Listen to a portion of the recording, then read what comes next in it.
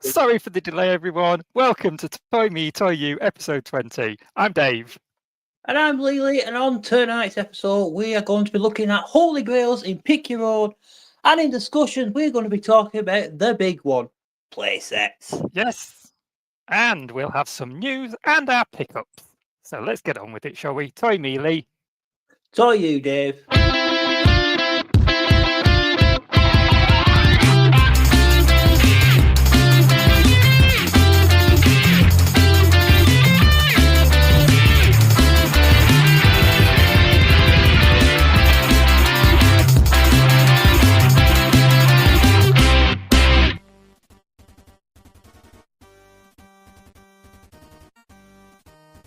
Here we are.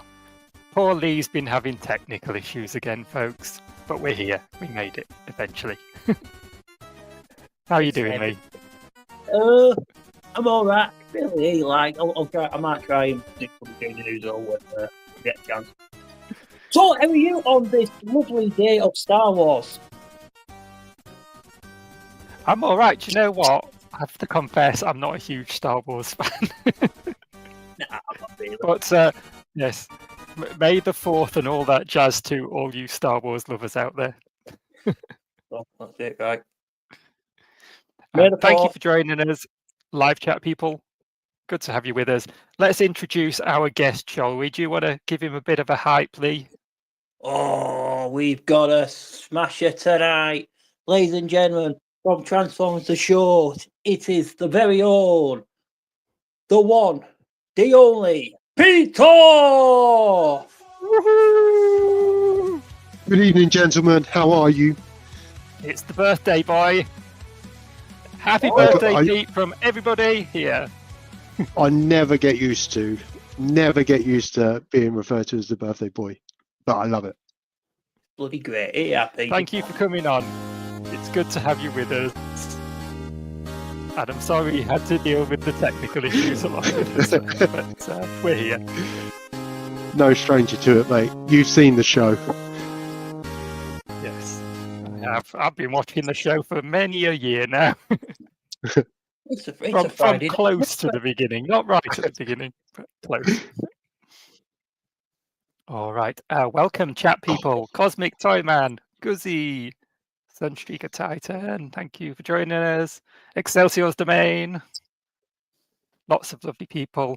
Some chap called Andy TF the show. Don't know him. No. Dead. He's dead to me. He's dead to me. Over You that need to watch him. I'll never forgive him for his anti-Donatello rhetoric. And Nikki, hooray! Good old Nikki's here. All right, we'll plough on with the show and we'll start off with a bit of good old toy news. Let's do it, Lee. Let's do it. When I get to the intros. There we go. You've done it now. You've really done it now. You've really been and really gone and really done it this time. What have I done now? Oh, Phil has joined us just in time for some Transformers news. Phil is a big Transformers fan. And here we have NFL X Transformers. They're doing these robots that turn into helmets, which is very, very exciting. This is Kansas City Chiefs KC-59. So these are all deluxe class, and they're available for pre-order on Amazon for £24.99. And they're about 5.5 inches tall in robot mode. So fairly standard deluxe class stuff. This is KC-59. They're all basically the same, except they've got different heads. So feel free to interject with your thoughts on these, gentlemen on the screen and also in the comments. Yeah, no. Not for you. They definitely You know, weirdly, I like them. Really? I'm not an NFL fan. My experience of American football is purely based on games that were on the Mega Drive when I was young, like the John Madden games really, and things like that. I don't watch American football. I'm not really interested in it, but there's just something about these. They just look cool. And I don't know why I would think that, but I do. Good. Someone will like them, and we need to remember that the NFL is massive in the US, and if you like the NFL and Transformers, why wouldn't you sit the two together? However, no. This is Dallas Cowboys Star Blitz. As you see, just the same, but different head. And then they have a helmet for the robots as well, and they come with a little odd-shaped ball, which is nice. I've noticed he's got a purple helmet. They're just fun. I feel like I should be like Tom Hanks as Josh Baskin in the Big Movie and be like, but what's fun about a helmet? I just kind of like them. And here's one for you, Lee, because you can't go wrong with a black helmet. You can't look well. This is Pittsburgh Steelers Steel Smash. The Bumblebee helmet, that one. Yeah.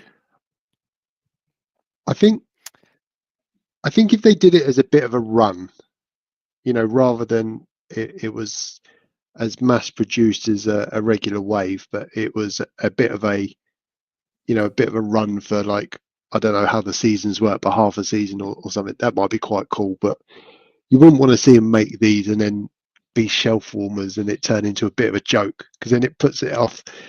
It puts them off other crossovers, isn't it? I suppose. Yeah, I want the golf club transformer. And this is a Green Bay Packers Tundra Prime. So I think that one's probably more Bumblebee. I don't know. Yeah, that one's Stealth Bumblebee. That one's Bumblebee. Is it the same one, that one? That's not the same one. No, it's different. No, there's two different ones. There's a yellow one and a black one.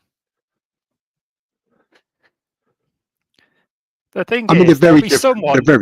There'll be someone who, if they make 100 different ones of these, I don't know if there's that many teams, probably, then someone will just collect them all, and it will be Mellow Shade. But who's gonna collect them all? Yeah, I don't know. Like you would think that people only have one team, so they'd only ever buy one. But then toy collectors are a funny breed, so there'll be people that collect them all. And there you see the 4 helmets together. Usually on a Friday night at 8 p.m. Nice collection.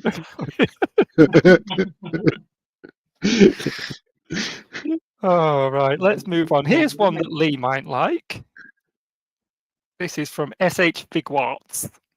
And this is a Super Saiyan Son Goku, The Games Begin version. A 1/12 scale Goku. And he is up for pre-order on Kapow at the moment for $29.95. Apparently. Look very poseable.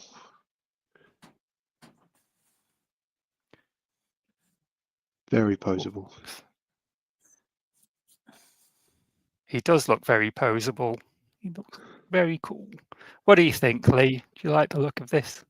Yeah, it looks all right. My internet's slowing down. It's taking a bit of time for the images to load. It's not just me then, is it? That's a nice pose, isn't it? Yeah, Not every action figure can pull off a pose like that. That's his signature move, yeah. I'd love to have that fringe. I'd love to have any fringe, if I'm honest, but that fringe is particularly attractive. That was every kid's dream. Yes, and then it shows us they've got some new shoulder articulation going on, apparently. A dynamic movable shoulder system, whatever that is. But apparently it makes him more poseable. And that's how he can pull off his special pose. And then what have we got next? Oh, here's an odd one. This is from Mezco, part of their 112 Collective Rumble Society line, which we've come across before, which is like their original characters, I think.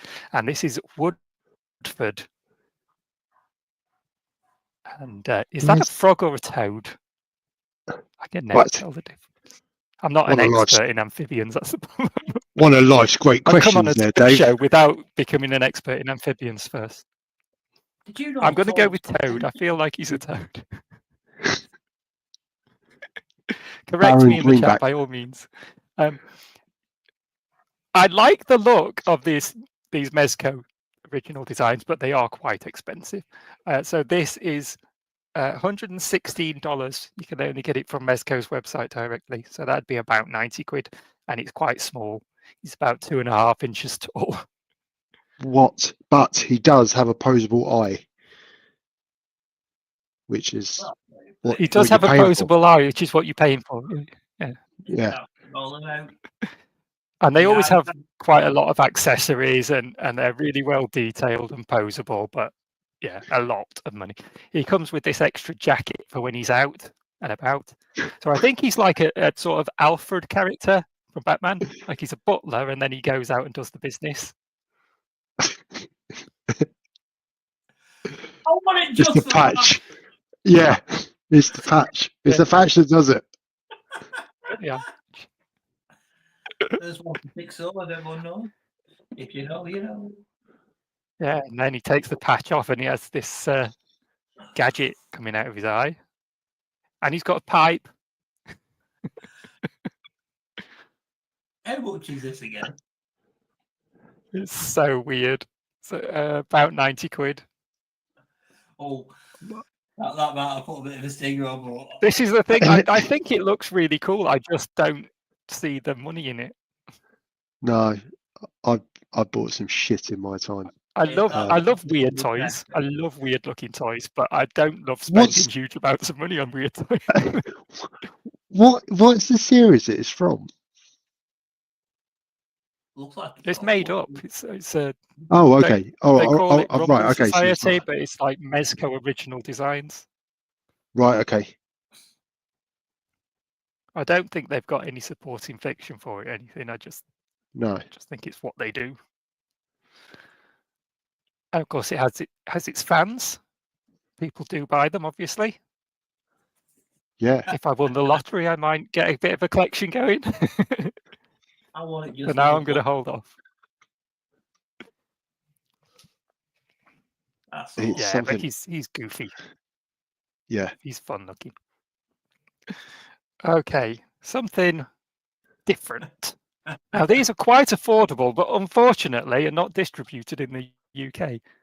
And I think they're exclusive to one store in the US.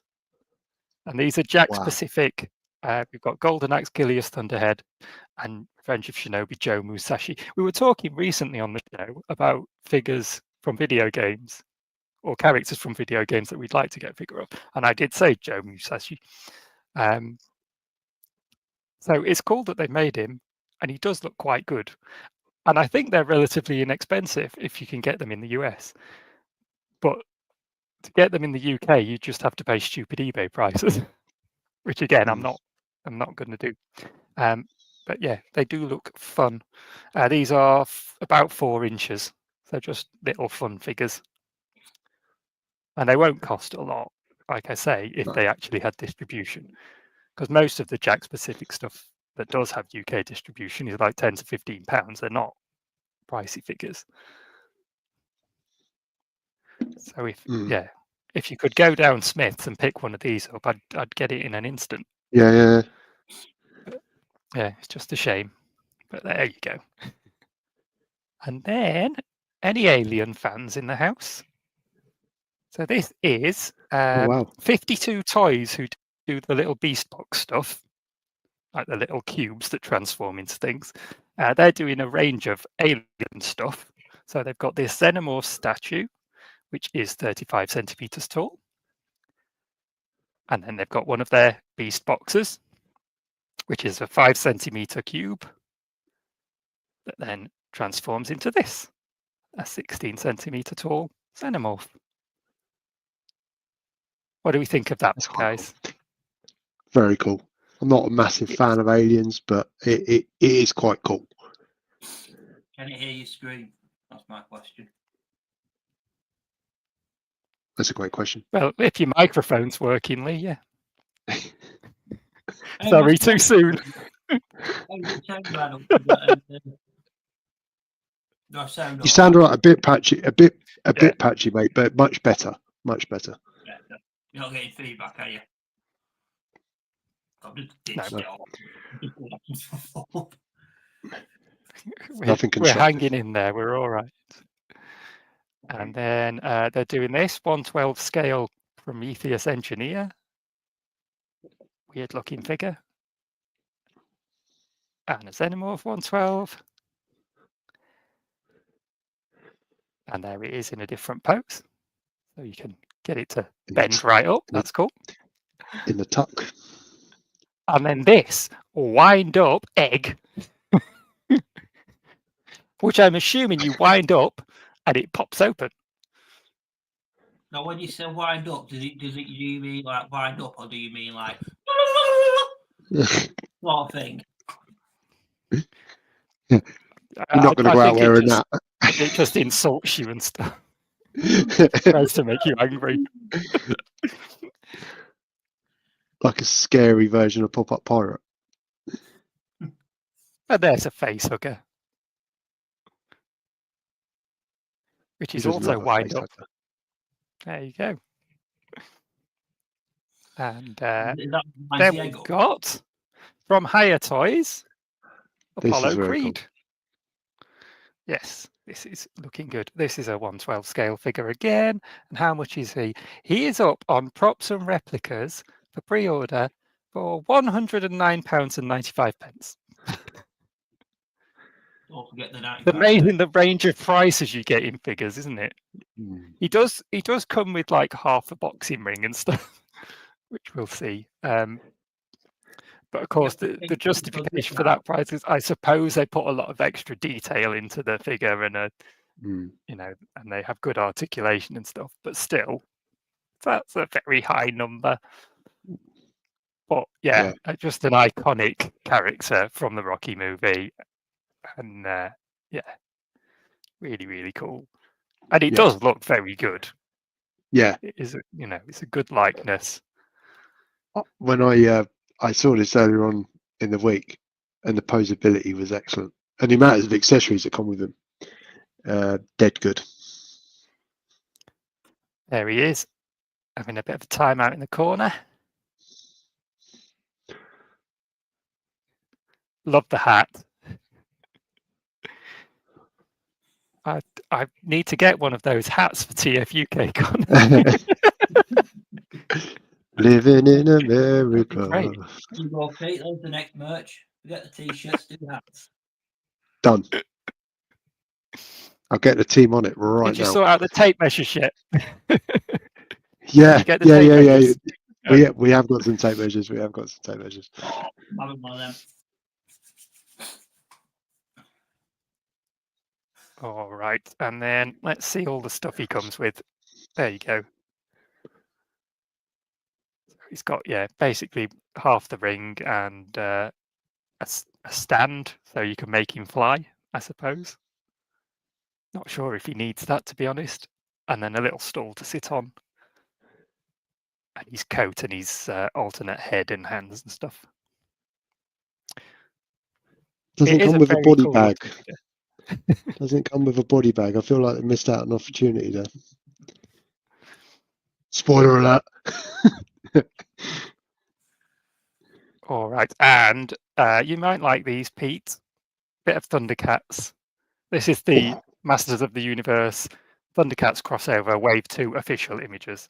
So these are 5.5-inch figures.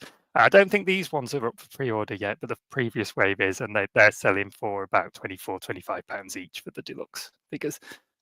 So yes, these are good. Do you like these, Pete? Yeah, I'll be getting them.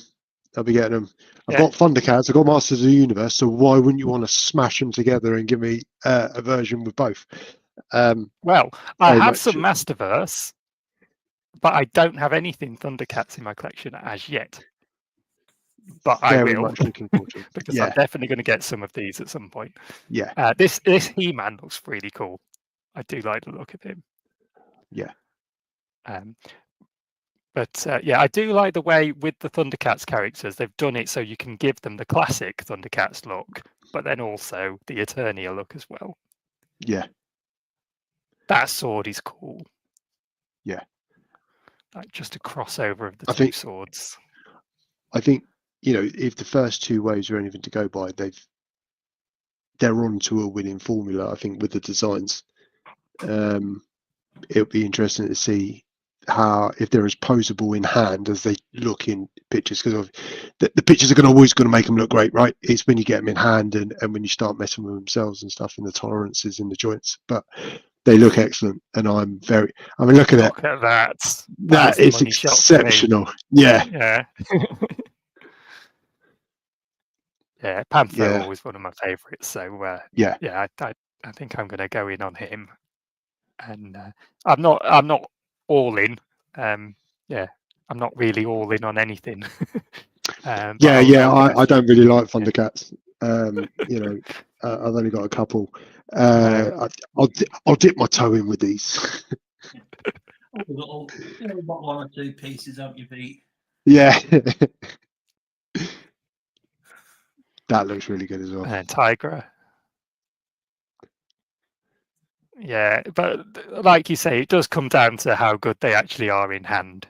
If I Yeah. get one and it's amazing, then I'll end up getting more, won't I? Yeah. And that's the downside. Or you'll do what I do and sit on it and dither for a bit and then go, okay, I'm going to get a couple. Oh my God, I really love them. Can I find the rest? They're on the secondary market. If I'd have bought them at the time, I could have sold them on for the price that I'm now expected to buy them at. But Tiger looks Yeah. excellent. That's really cool. I Yeah, love those kind of incredible. like green translucent extra accessories. And it's like, it's good because you can display in one way for a while, but then if you fancy having it a bit different for a while, you can change it up. Yeah. So it's kind of like having two figures. I do like that a lot. Yeah. But it really is, isn't it? It really genuinely is. All right. And then we've got one last piece of news, which I'm sharing because it features a horse. And it's this. This is McFarlane Gold Label Blood Axe with horse. They're just calling it horse. And this is from Spawn the Dark Ages. Now, I'm not a Spawn fan particularly, and I'm not that bothered about the Blood Axe figure, if I'm honest, but I think the horse looks really, really cool. So yeah, there is a standard release of this, but the Gold Label one has this really cool like flame effect on the mane and the tail, which just looks incredible. And you can sort of see the skeletal features of the horse as well. I like it. Yeah. Very different. I feel like you could pick this up, get the horse, toss the figure, and then get a Ghost Rider figure and insert it. Yeah. Definitely. It gives me That's that very Ghost cool. Rider vibe, definitely. Really cool looking horse. And if you wanted to see a horse's behind, you're welcome. And then there's this guy. We'll talk about him because he's in the box as well. Go on. Yeah. He looks Angry right. looking, He looks angry right. looking fella. He's not in the box. He can't stay. He's useless. One job. I mean, he just looks constipated, doesn't he? Yeah, he does a bit. He's got some fur on Always him, which is angry. nice. Don't we all, Dave? Don't we all? Oh my God. It looks like he's doing.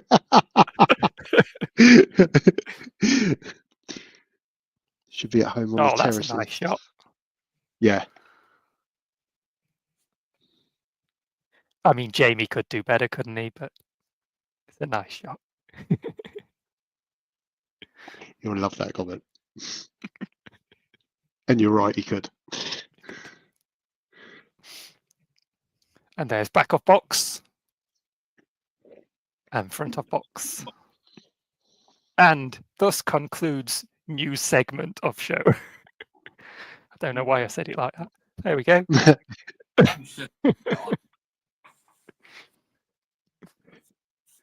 All right. Cosmic Toy Man. Anyone else find furry undies a bit itchy? Yes, they are now. Comes when you least expect it.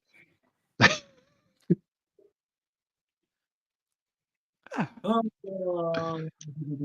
Right, the next thing that we need to do is our interview segment, isn't it, Lee? Oh, yeah. Which is called 5 Points of Articulation.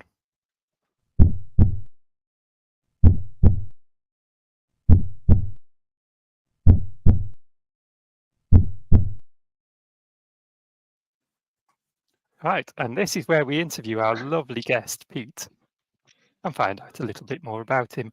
Do you want to do the questions, Lee, or shall I do them? I wonder if I can remember. No, you do the questions. I'll try and jump I'll in do there. them. Feel free to interject if you want to try and pry any more information out of Pete in this interrogation. Go on then, Pete. Question 1. What got you into collecting and why do you do it? Okay, what got me into collecting? So, loved the Transformer comics as a kid.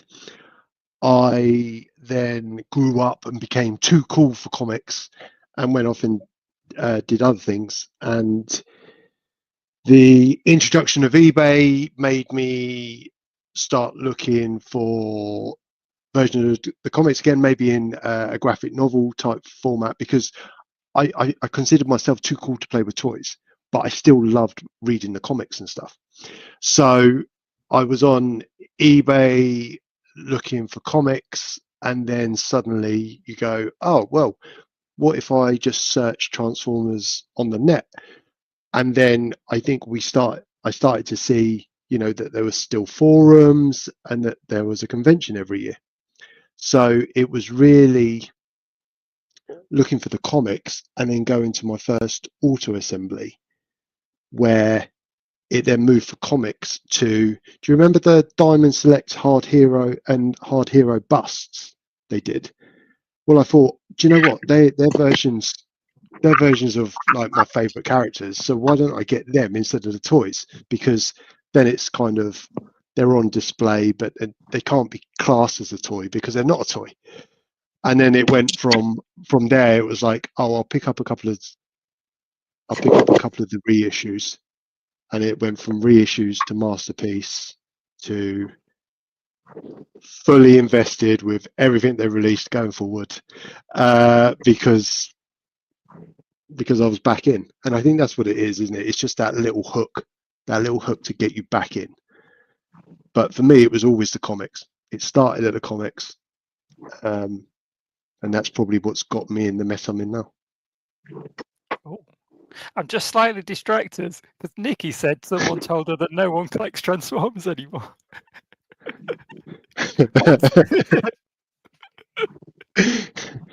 I'll send them.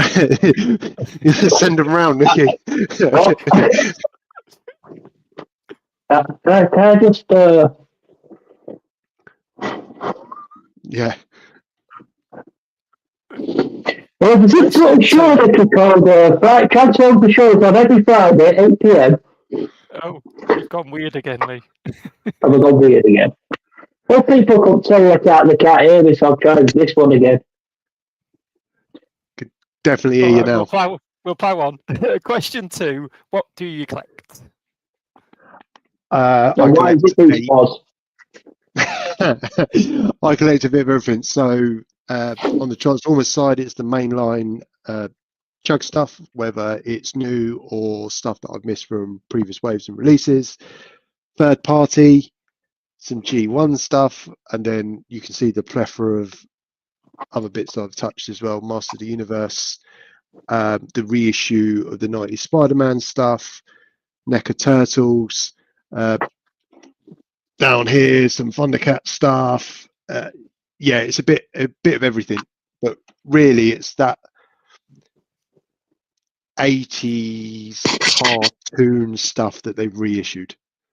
I think that's probably the best way rather than the OG stuff. But yeah, pretty much anything.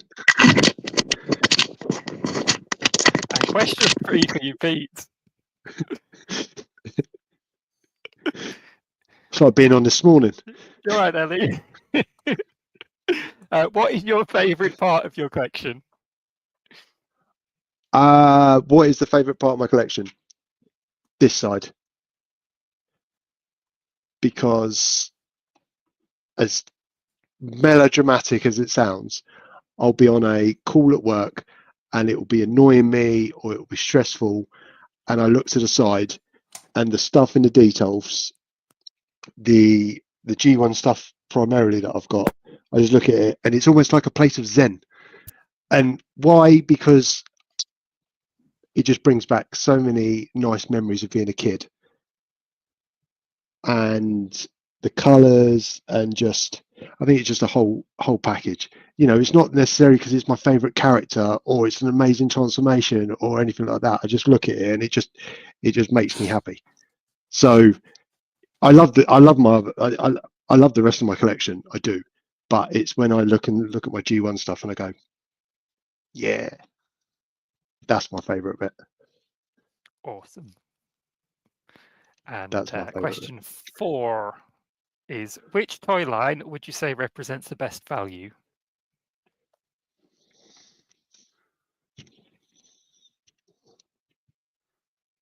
So I'd go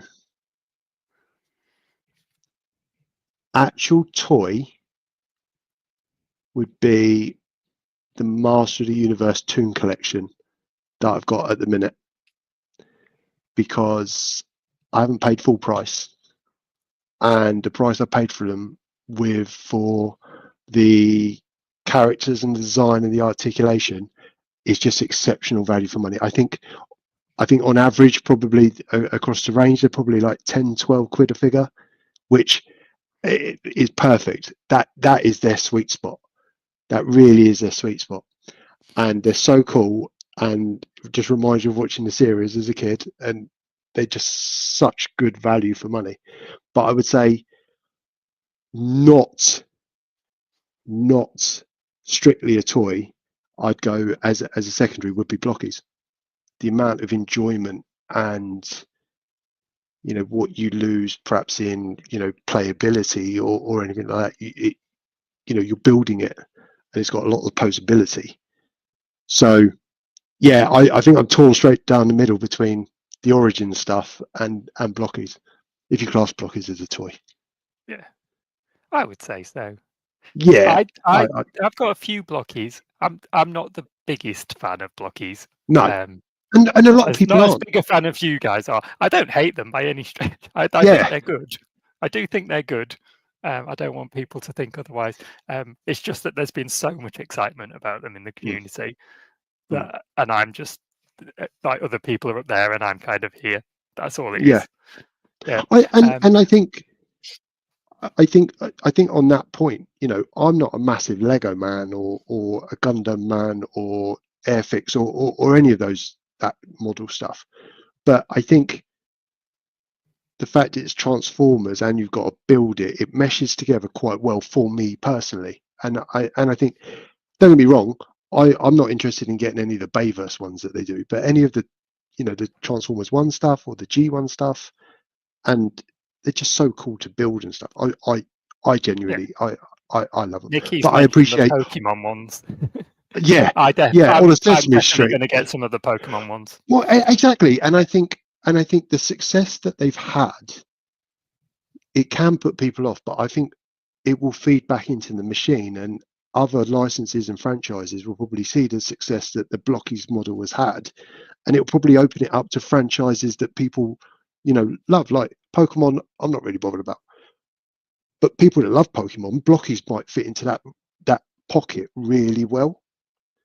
I think it's a really good option. I am a Pokemon fan, but the mainstream Pokemon figures are not great, really. Yeah. They're very much like kids' toys. They're very limited in what they are. Yeah. And they're fine. Like, kids will get them and enjoy them. I appreciate that. But they're overpriced for what you're getting, really. Yeah. Whereas Blockies, for the money you pay, which is not a lot, they are really well done. So yeah, credit to them for that. exceptional. And I definitely want to get some of the Pokemon. All right, let's give you the last question. Okay. Is there a toy from your childhood that you would love to see a modern update of? I think it's a really hard question to answer because they've, like a lot of the G1 toys that I've enjoyed playing with, they've kind of done modern reiterations of it. You know, it's Scorbunok and Fort Max and the Headmasters, and we've had the whole pretty much the whole Studio Series line and Dinobots, etc. But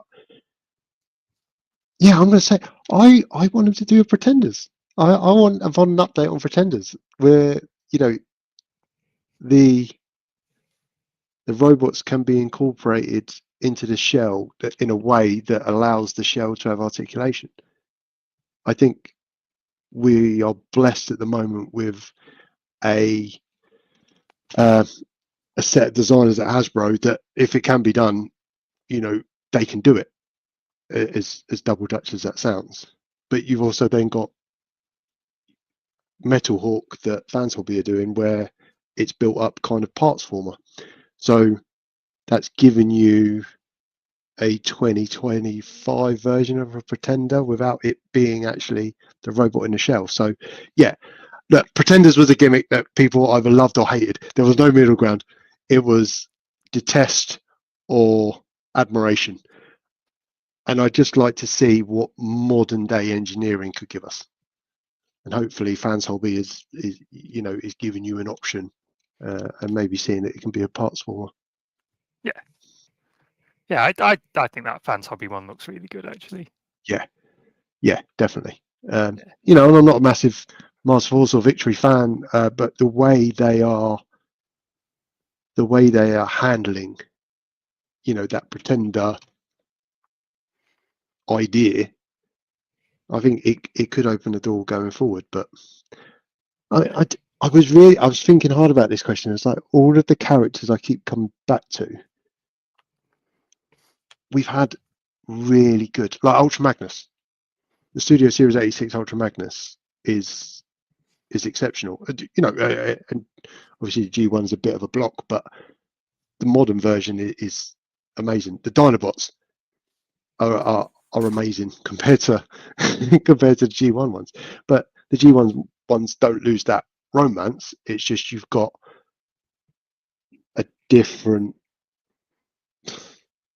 decade of engineering that they're integrating into those figures. So I think we're really blessed at the minute. And I know it's a lot of Transformer centric answers, but kind of takes up the majority of the collection. we like Transformers here. That's fine. Okay, I think we're done. How are you getting on, Lee? I don't know. Can you hear me? Yes, we can hear you. Can the audience hear me? Can you hear us? I can hear you. All right. Right, we've finished the interview, Lee, so we're ready to move on. Oh, you want me to do it again because you weren't here? Doesn't work like that, mate. You'll have to watch it on catch up. Different answers.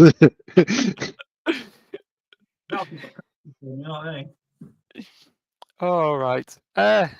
Crikey, it's 5 to 9 already. I suppose we did start a bit late, but here we go. The next thing we need to do is pickups. Can you roll the tape, please?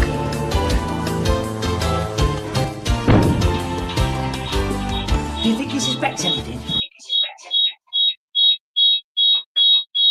What the? Bloody hell was that? Hey! Professional. Let's just do it anyway. Pete, whilst you're on the screen, have you got some pickups to show us? I have. With it being the day of my birth today, I picked up, well, I picked them up today, I got presents. So, ironically, I've pretty much got every character from the Master of the Universe Origins Toons releases, apart from up till now, He-Man and Skeletor. So it's nice to have the main two characters of the show now, as I've got every other freaking character. So Feel like you've nice to gone have. backwards. Yeah. But this is a perfect example. So when they were released, I wasn't really bothered. If it passed me by, I wasn't interested in the slightest. It was only when they released Wave 4 and I see him in Smiths or something, I go, oh, I really like them. And then I go back, and He-Man and Skeletor were the toughest ones to find. Then I picked up some Super 7 Thundercats. I needed Snarf. So I'm now one Thundercat short, who we will cover in our discussion topic later. I picked up Robert Bill, and last but not least, Quick Pick. So 3 Thundercats, 2 Master of the Universe, and 1 crate of beer. And that was my pickups. Shall I go next? Yeah, you can go next. I've got a few different things. So, not really a toy, but I'll show it anyway. I got a new Evercade cartridge to play on my Super Pocket. This is Pico Collection 2. And the headline game on here is Soccer Kid, which I remember playing on the Amiga back in the day. I think this is the SNES version on here, but I have played that to completion already since I got it last week. Very good game. And there's a variety of sports and racing games on here. Racing Fever, Top Racer 2, and Hoops, Shut Up and Jam, and its sequel, which were originally Barclay Shut Up and Jam on the Mega Drive. But they've taken out the licensed elements for these releases. Fun games. There's some garbage on here too. Football Madness, which is a PlayStation game. And the principal idea sounds good. It's football without the referee. But the game is absolute trash. But yeah, that's good. I have a Super Pocket Capcom edition, and I've been getting a few of these carts so I can play some old games, and it's fun. And then I got a wonderful gift from my friend Gav, which is to go with the Mosley Warriors of Virtue figure that I showed off previously on the show. I now have Willy Beast, the greatest action figure of all time. Yes, his name is Willy Beast. And he's magnificent. Objectively he's trash, but he just has a cool look. He looks like a bovine Jesus, and that's enough to make me happy. And he can wave at you like this. Woo. Do you reckon that's how he introduced himself? Like, yes, I'm Willy Beast, bovine Jesus. That's it. I don't know how much Gav paid for this, but this one was £6 when we went to Nerdbase, and I imagine he was similar. So they're inexpensive, silly toys, really, of anthropomorphic designs. I do need to watch this movie, even though I'm sure it is trash, just for my own amusement.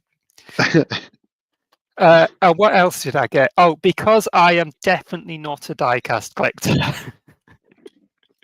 I got this. This is a Jada Toys Pink Slips Chevy Corvette in 1/32 scale. I found this in Smith's in the reduced section for £7, and I couldn't resist. It does have opening doors. And Cosmic Toyman Gareth, in one of his recent videos, was talking about diecast because he's started a collection now as well, which may or may not have been my fault. And he was saying in his view that the Jada stuff are toys rather than models because the QC isn't always the best and they don't have the most detail to them. And I sort of agree with that. There are a few little QC issues on here. This door doesn't quite sit flush when you close it too. And there's a couple of little bumps of paint and stuff. But for £7 overall, it's a really nice looking car, and it does have some nice details to it, despite one or two minor imperfections. And the rims are really nice, and it's just a cool looking car, Chevrolet Corvette. So happy with that. And sticking with the diecast theme, I found one of these in my local B&M. Oh, Which is a Hot nice. Wheels Optimus Prime for £1.69, and it's worth £1.69. I wouldn't pay a lot more, and I know that some people are finding these hard to get, and perhaps people are trying to scalp them and stuff. I would not pay a silly amount of money for this because it's nice enough for a couple of quid. It's not great to the point where you would pay like I definitely wouldn't pay more than the £5, but it's nice to have it, having been able to just stumble across it in my local B&M. What else did I get? Oh, because it's your birthday, Pete, I thought to myself, it might be nice to get some cake for Pete's birthday. So I went to my local co-op down the road, and I looked at their cake selection, and I wasn't very impressed. So I got 6 Choco coconut rings instead. Yay! And for those who are interested, because we've previously had coconut products on the show, this has a 28% coconut content. And there will be people who watch this show that are interested to know that. I'll give it a little taste test for you as well. Not bad at all. So happy birthday, Pete. Happy birthday, Pete. Cheers, guys, and thanks ever so much for going to the trouble of going and buying those Choco coconut rings and eating them, Dave. I appreciate that. I can imagine it's quite a bind. I was going to imagine the things you do for the fandom. We're planning on doing a short series on coconuts. I've got a lovely bunch of coconuts. Oh, whatever. I'm standing in the room. Right, that's enough for eating live on the internet. Lee, have you got any pickups? I have some pickups. I have indeed got some pickups. So my local charity shop has come through to me once again in the little 50p box. So first thing I have found is I too is not a die-cast collector, but I thought I'll have a go. Is this little turtle van? Oh wow! 50p. 50p. Nice. Absolute bargain. You've got a little gun thing. I mean, my daughter's taxed it to go over Michelangelo collection, but it's a fun. Flipping kids. Yeah. Why you wanna? I think it's green painted yellow, so the yellow's not the best thing to be painted. Other than that, it's a nice little van. And I also That's got amazing. a couple of these little Power Ranger figures. Green Ranger. All with my Super 7 Dragon Zord. Nice. I've got this guy too, which is the White Ranger, which probably not aged that well. White power! White power! White power! Blue power, motherfuckers! But I like him all the same. I mean, they're not. I mean, just the silly proportions on the back not being painted. The Dragon Megazord. Couple of details, but like I said, they're good little figures. Is that the same range as what were the Transformers ones? Robot Heroes? Was it Robot Heroes? They did a similar range of Transformers, like a kind of a really small, unposable, very similar to Power Rangers. I wonder if it's the same. Yeah. Do that. Probably my biggest purchase the past couple of weeks is this creepy gal. A little bit of Beast Wars for you there, Pico. You know how much you love. I don't know. Because you know what they say. You can't go wrong with a black ant. You can't go wrong with a black ant. Well, actually, She's you really can. good. Actually, you can't go wrong because I fucking hate ants. They fucking creep me the fuck out. Why did you buy it then?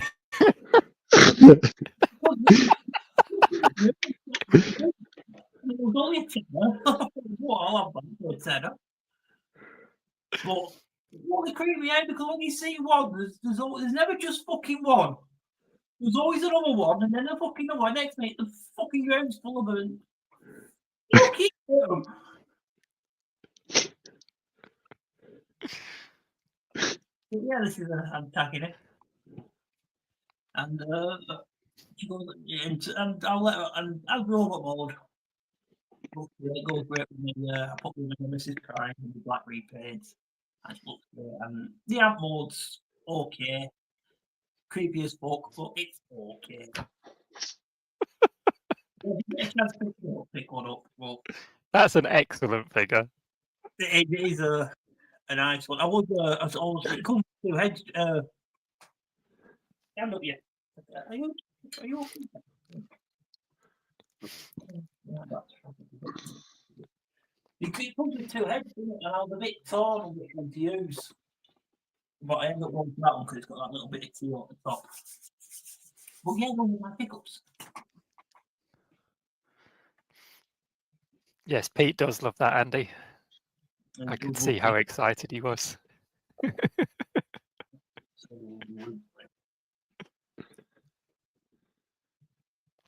Okay, let's plow on and do pick your own next. Yeah, Why not? we shall.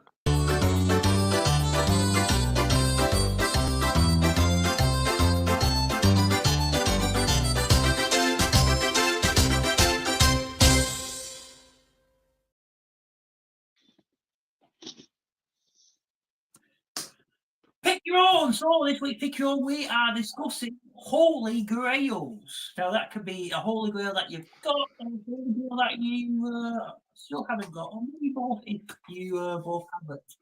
Lads, who would like to go first?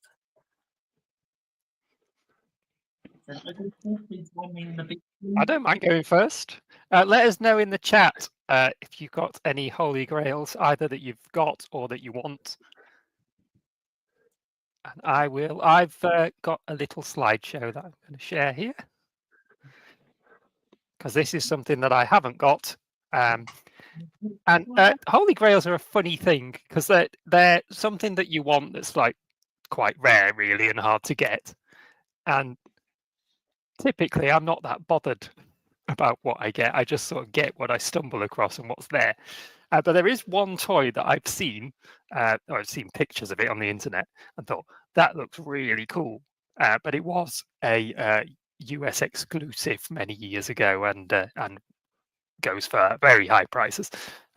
So I won't get it, and I'm not super bothered about that. But I think it looks cool, so it's probably the closest that I get to what you would call a holy grail, and it's this. This is from Transformers Energon, and this is a 2-pack with the SWAT team of Prowl and Checkpoint.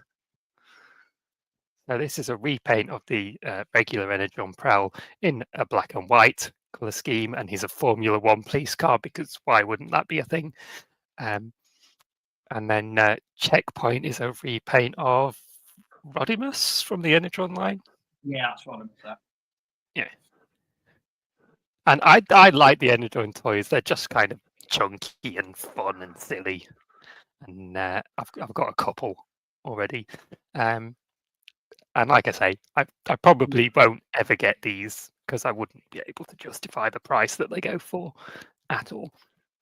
But I certainly would. If I could get them for some sort of reasonable price, I certainly would love to have them because they look super cool. So there you go. That's the Energon SWAT team, Prowl and Checkpoint. And that's me. Next. That was a quality one. That was a really good one. Shall I go? Shall I go next, Lee, or do you want to... Well, certainly can if you want, baby. It's turned into a bit of a grail only because of the rarity. So a lot of the Super 7 stuff that I picked up has, it's probably about a 50-50 split between being brand new and picked up off eBay. But I'm missing Palmyra from to complete all of the Thundercats. I'm missing Palmyra, and she has not come up since release. She literally is like gold dust, and I've got this. Every other character's come up, so it makes you think one of two things: they love Palmyra so so well. She was done so well, and she's an amazing figure, and no one ever wants to sell her. Or they're waiting for the secondary market prices to go so astronomical, not even slightly up. You're going to go straight up, and then you'll see Palmyra rock up on eBay and other selling sites for like 200 plus. So she's turned into a bit of a grail because I look at eBay every day hoping that I see her, and I've probably looked up there for 6 months. I've never seen her come up. So now it's becoming a bit of a thrill of the chase where I now look every day to see if she's come up because she hasn't been up beforehand. And why is she a holy grail for me? Because she's the one I haven't got. That's why she's a grail. Not because I love the character or I've heard great things about the figure. It's because she's the one I haven't got, and she's the one I can't find, and it's now moved on to being an obsession. So I'm probably about a month away from going and knocking on door to door just to see if people own a Super 7 Palmyra that they're willing to sell. And there's a lot of houses in Bracknell. Before we move into other areas of Berkshire and the British Isles. So, but I think Transformer related, and it's not. Is it a grail? But I need a G1 bludgeon. Not a G1 bludgeon. A G1 Carnivac. A crisp G1 Carnivac, and I need one that doesn't mean that it's worth more than my car. So that for me at TFN, that will be looking for a Carnivac that is. I've seen them before at toy fairs and stuff, and he'll be missing some of the shields, or he'll have some paint rubbed off his nose, or something like that. And that's not it. It needs to be crisp. It doesn't need to be boxed, but it needs to be crisp, and all the parts need to be together. And it doesn't need to cost the equivalent to a human kidney. So, for me, those are my two grails. And who knows? Good luck. Who knows? Time, Pete. The one.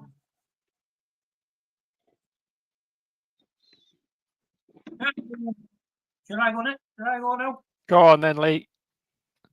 Should be okay. Right. So my whole bit. It's a recent one, which I really want. It'll be no surprise to anyone who's been on the show. My holy grail is Nuclear Quest Convoy. Because, as always, Because you can't go wrong with a Black Prime. I mean, it just looks beautiful. It's just a really, because I know a lot of people speak highly of the Power Master Convoy, and this is the reason what's stopping me from getting one, because I know I will not be happy with a regular one. I want the black one. And what's put this on the radar is the upcoming Masterpiece Super Quest. So it's just I just like the unique of it, and it's an Autobot. Not many Black Primes or Autobots. It's a magnificent brick. Yeah, and it is, and it is a brick, but in black, it looks Yeah, it looks exquisite. Well, I think what house made of them. It's a quality toy. It is a quality toy. Regarded by a lot of people as one of the one of the best toys of G1. Just for the sheer character of it. But there in black, I mean, Sixo does a great job with all of his toy photos, but in black, it looks sublime, doesn't it? It is magnificent. So this is what I want to know how hard it's going to be to get hold of, especially for a decent price.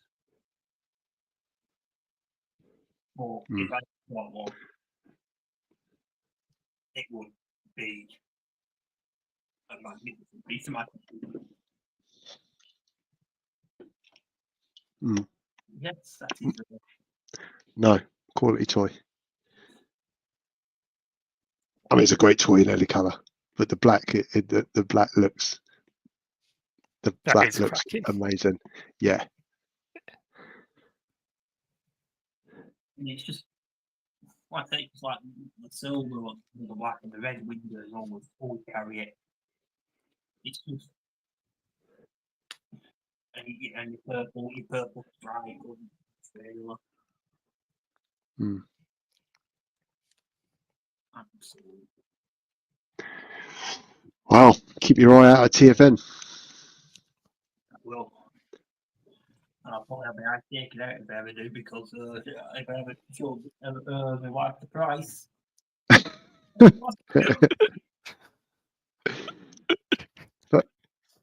But imagine, I mean, she's an honourable lady. She'll let you at least get it out of the box and play with it before she strings you up. Be walking along with the wife, arm in arm, feet on the table over there, and you go, "Look over there!"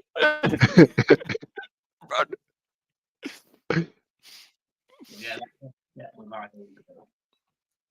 It's probably worth saying, but with the Masterpiece Prime is an excellent modern Masterpiece version of that Power Master Prime, and the black in that again looks exceptional. I think you'll get, regardless of what, you're getting an exceptional toy, regardless of the color.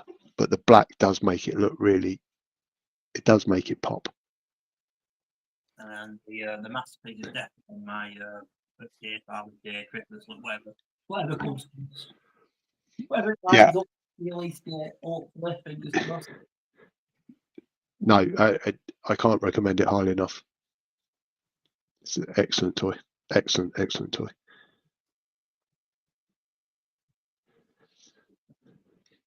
Right. Has anyone got any honourable mentions that they would like to? Oh yeah, honourable mention.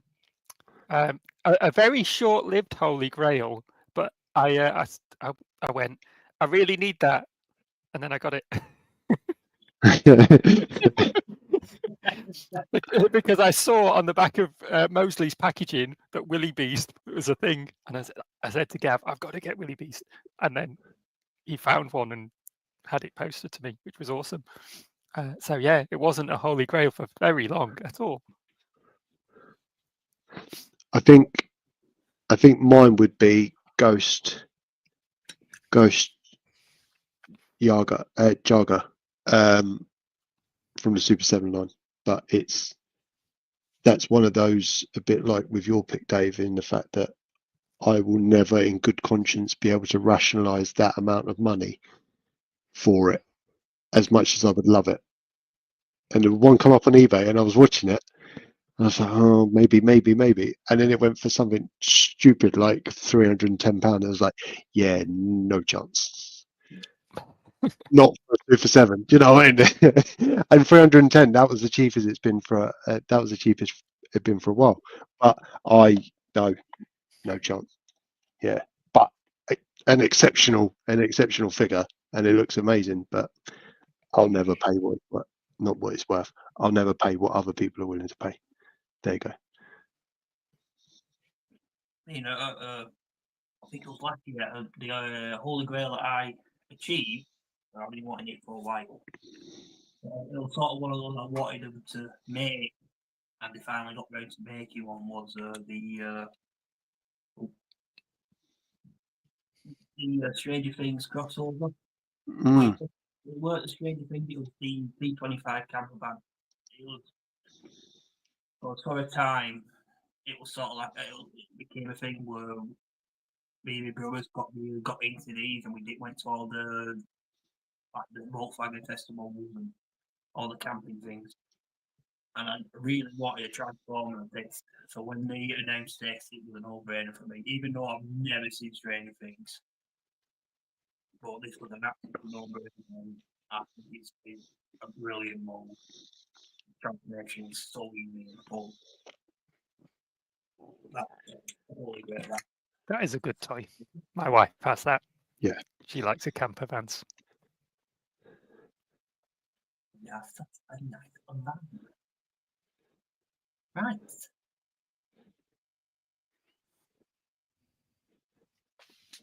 So, shall we move along?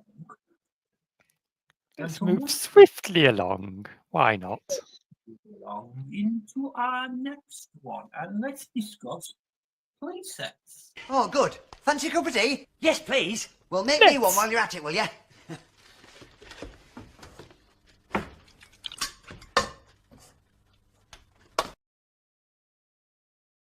Talk. Before we get into the playsets, Pete, can we just mention, is it next week you have your run? It is. Yep. It is. Yep. This time in 7 days, I'll be hobbling around the house. More than normal. Just for our viewers, if anyone doesn't know, just let us know what you're doing.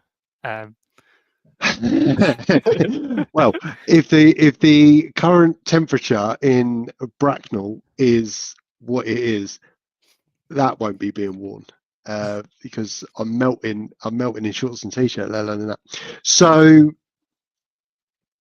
just after Christmas into the new year, we at the show wanted to give back to the community, namely the Transformers community, as a thank you for the success and the support we've had on the channel over the last 12 months.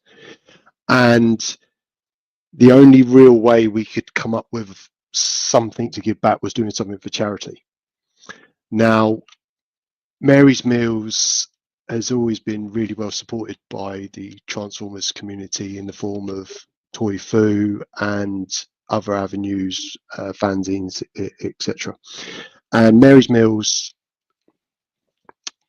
supports underprivileged kids and communities by working with the schools to be able to give kids meals during school time, during term time, and when they're attending school and stuff, because so many kids go to school hungry and they go to bed hungry, and we all know that, you know, if they're not worried about being hungry, they learn more, and it goes round in a cycle. And Toy Foo do an exceptional job every year. Nick and the guys, you know, they search the globe buying amazing toys, and we support them by buying those amazing toys, and it goes round, and it's kind of this self-fulfilling prophecy. And we wanted to try and just help Toy Foo raise a little bit more for Mary's Meals. So we, as a team, decided that I would run a half marathon. It was a unanimous decision. 3.5 against 1. I've met the others. I think it was a good choice. Yeah. To be fair, it wasn't really much of a discussion. It was, should we do something for charity? Yeah, why don't you run a half marathon? So we agreed that there is a Bracknell half marathon. It runs around Bracknell, funnily enough, and it passes literally by the bottom of my road. So it made sense, rather than me go and do the Manchester half marathon or the Great North Run or somewhere different. If I did it in Bracknell, worst case scenario, I can crawl back from wherever I collapse with heat exhaustion, or there's a bar quite close, on the route or anything. So the idea was that I'm a reasonably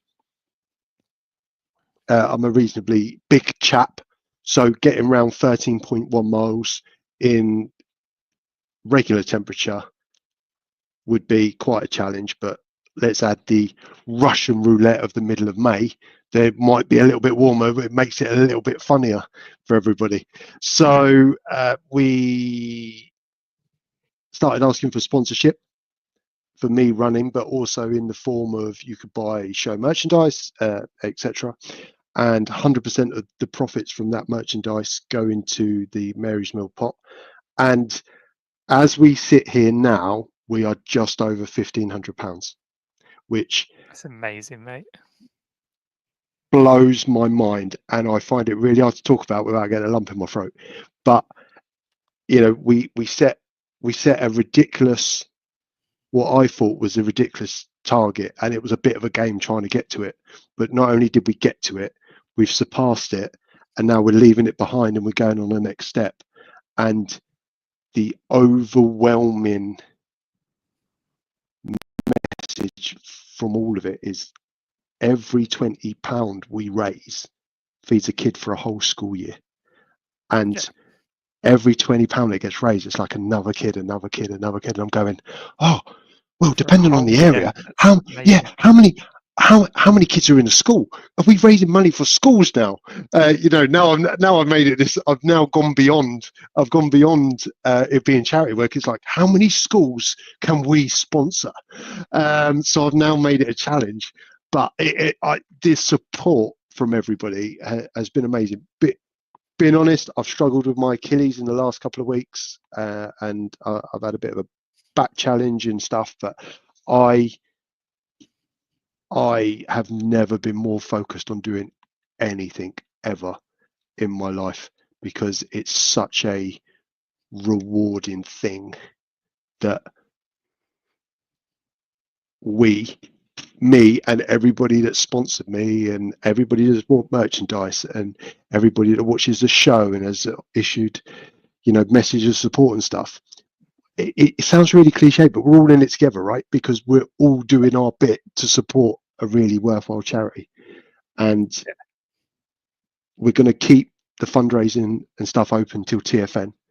And at TFN, I'd love to give Toy Foo one of those big charity checks with that number as big as possible on it. And I just want to say, if anyone's watching that has supported, thank you so much.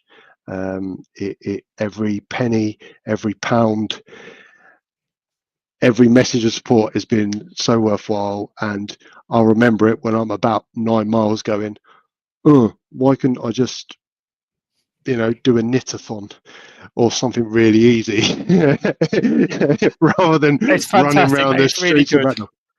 And just like, and kind of the way we're just like a bunch of nerds who've come together from this shared love of toys and these franchises that we grew up with, and and you're doing all the hard work, obviously, but really everyone's kind of been able to come together from that shared love of the toys and everything, and actually it's making a real difference in the world.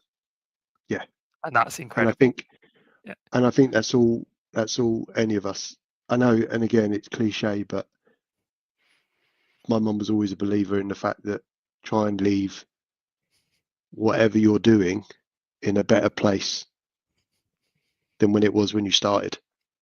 And if we've just for 1 year, one school year, we Transformers a show and everyone and the supporters have made a difference for 1 year, well then that's a better year than perhaps those kiddies would have had without us.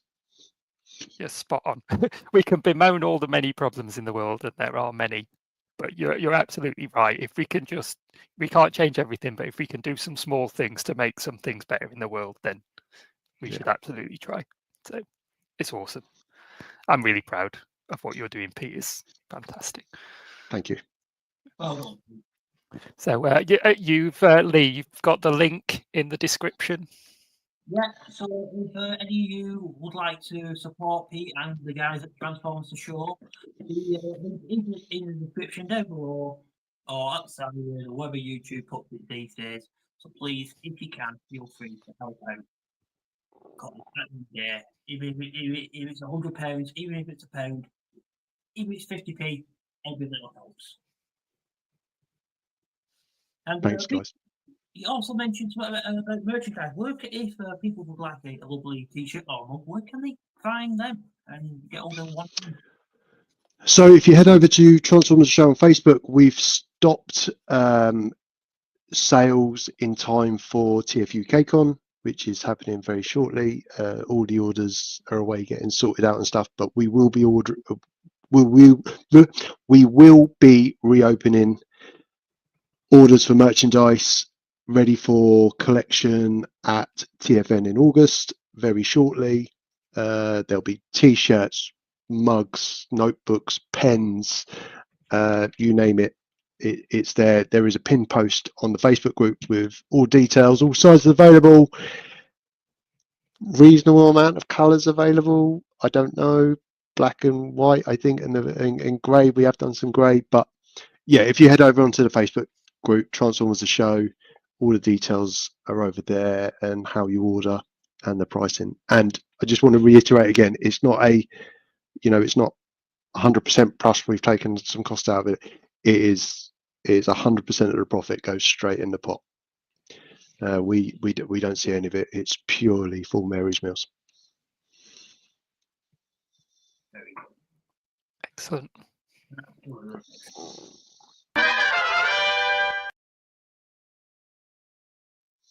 All right, let's get into this discussion then. So we're going to talk about playsets.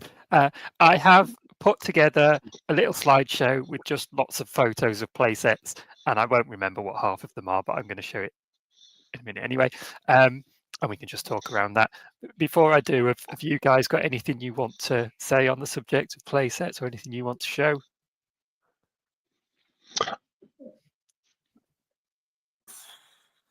I guess it's sort of playset when you it's not like the big things that we all wanted. They were what sprung the imagination more than anything. And even as collectors now, there are definitely again counted as holy grails or centerpieces in a collection, but they are the double-edged sword at the same time. Much as they can be great and they make your display look brilliant, they do take up a lot of space. Yes, mate, they do.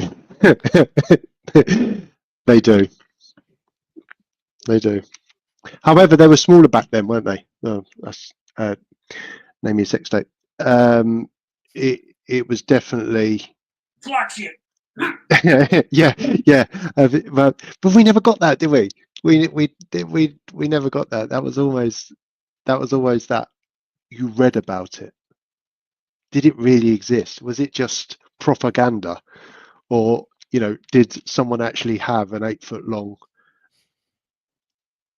aircraft carrier in the living room that their mum just hoovered round in the US? When you paused at 8 foot long, I wasn't sure where you were going.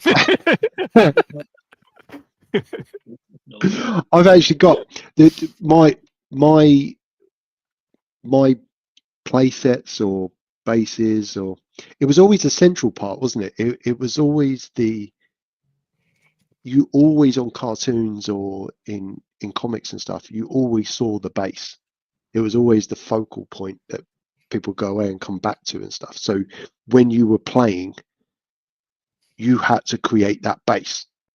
Now, they couldn't give you a scale version unless it was Mask, with Boulder Mountain and stuff. But for me, it was this one of the poorer bases or play sets or whatever it was Power Master Prime. Now, You know, as a kid, you get over the fact that this doesn't scale with anything other than Micromasters.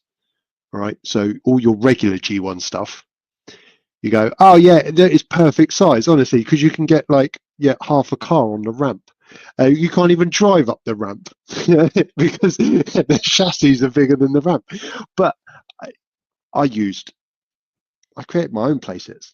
You know, I had cereal boxes and shoe boxes, but you just imagine what they are. You know, they're available. Like I had Castle Grayskull on Snake Mountain and stuff like that. But I think the ones that you didn't have, you just kind of made up with your imagination. And then you looked in the Argos catalogue or the Indus catalogue and go, oh, it'd be amazing to have that, wouldn't it? But you know, your nan and your mum are going, where would you put it? It's like the house isn't big enough. Like Lee said, you know, they take up so much space. Even when the scale gets bigger in the early 2020s and they come up with bigger play sets, you struggle finding somewhere for that as well.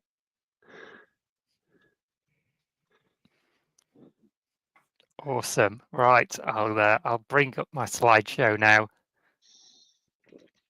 And it's funny you're talking about big play sets because I've got some small play sets to show, if this will actually work. There we go.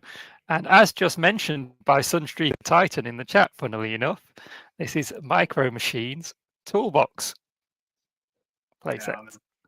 Quality so this changes into a little toolbox, and then you lay it out and put the pieces together, and it looks like this. And Micro Machines, I've said this before, were really my main toys as a kid. I had more Micro Machines than anything else by far. And yeah, just awesome. Love toy cars in general, but Micro Machines, the tiny little die-cast toy cars, really cool. And yeah, and I had a couple of the play sets. This was one of them, which was very fun. So you could drive the cars up one side on the road, and then behind the bridge on the other side, there's a really steep incline going down. So you could just let the cars go, and they just go. And it's got an airport attached on the other side, and a marina, police station, little garage. It's like it's got everything that you could need. Really, it's really like cool. Coventry. It's like Coventry in a toolbox, isn't it? It's got all the amenities that you need in a city. Yeah. And it's really cool. So you could play with your little boats and your little aeroplanes and your cars and your bikes. And yeah, just really, really fun to play with. And then I had this as well, the aircraft carrier. Amazing. The sides opened up and the front opened up, and it had the little ramps that went up and down. And of course, you could get your little plane and drive it along, taxi it along, and then take off and just have lots and lots of fun messing around. So cool. And of course, being Micro Machines, they didn't take up a lot of space.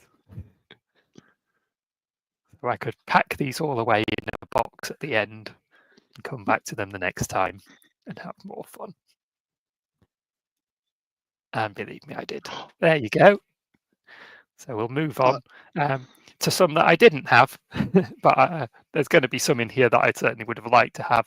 And some of these were suggested by some people in Cosmic Toyman's WhatsApp group that I'm a member of. I asked people there to suggest some playsets.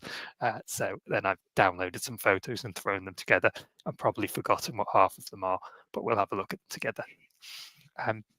Do let us know in the chat if you've had any of these and your thoughts on them, by all means, or if you would like to have any of these. But this is the Autobot Countdown rocket base from Transformers G1. And Andy's a fan of this, isn't he, Andy, from Transformers the show? It's a cracking toy, and I almost showed it instead of Power Master Prime. It's such a cool little base. Such a cool little base. Yeah. And the Micro Masters were my Transformers. So I had my Micro Machines, and because I'm a little younger than some in the Transformers community, I kind of got into Transformers, watching reruns of the cartoon really, and then the MicroMasters with what was on the shelves. Mm. And yeah, just really awesome. And they were slightly larger scale than the Micro Machines, but when you're young, you don't really care that much. I played with them interchangeably.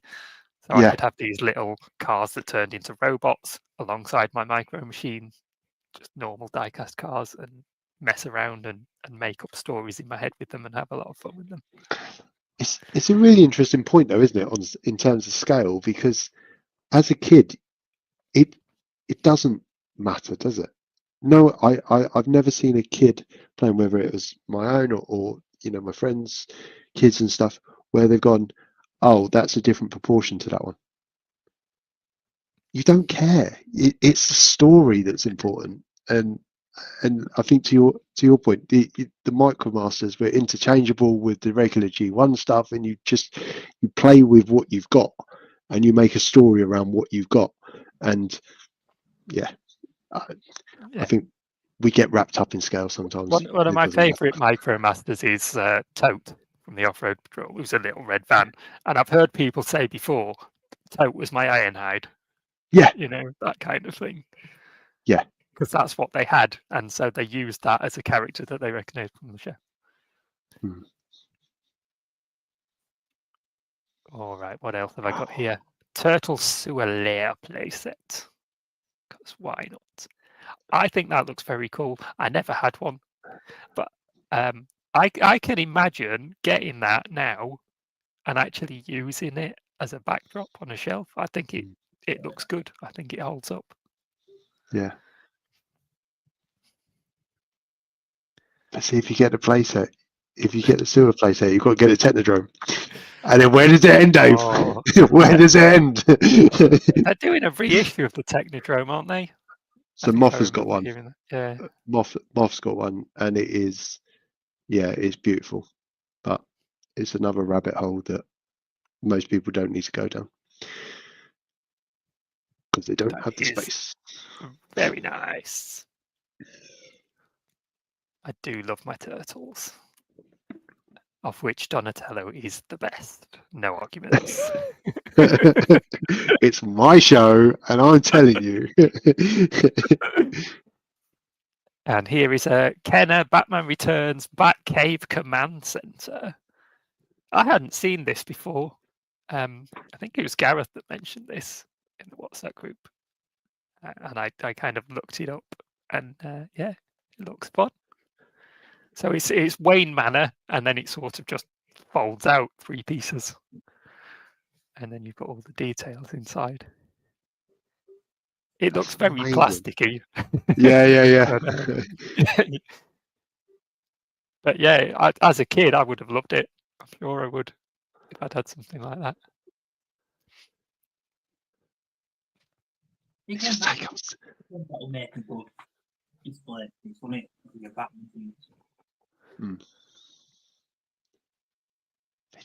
They just take up so much space, don't they? You just can't have anything else. And then Ghostbusters Firehouse.